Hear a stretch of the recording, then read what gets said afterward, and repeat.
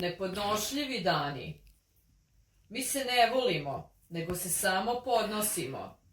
To se vidi u očima prepunim osuđivanja. Došli su dani krajnosti. Ili, jesi li ili nisi, levo ili desno, u nedogled. Došli su dani nepodnošenja ili slabog podnošenja, rada i nerada. Doći će i ono juče i sutra, isto kao nekad, tako i sad. Mi se ne volimo, mi se samo podnosimo, vičemo na majku, dete, muža, ženu i komšiju.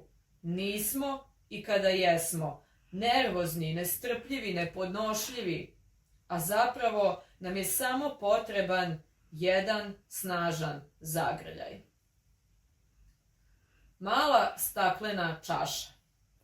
Ta krhka, mala, providna čaša, kao paučina koja visi sa plafona.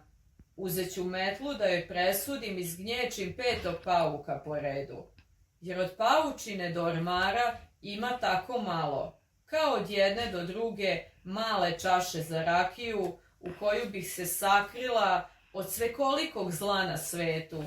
Da ne pamtim uvrede prijatelja, loše raspoloženje neprijatelja, sukobe i svađe, promenama i pobunama izazvane.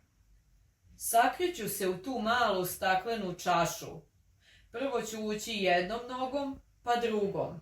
Telo će kliznuti lako. Leva ruka će biti poklopac, pokreće kosu da se ne vidi.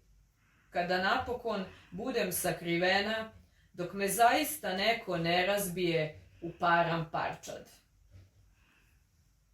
Dolazi pesma. Hoću da mi pevaš, jer je pesma tvoje jedino nebo na koje si zakačio zvezde, mesec i sunce, kao što se ređaju raznovrsni broševi 80-ih godina na prsluke rock'n'rolla. Ponovo su se vratili u modu kao razgovori o poeziji. Stihove ti prepisujem, molitve u nevidljivu beležnicu za zdravlje, ljubav, smirenje i tvoj dolazak.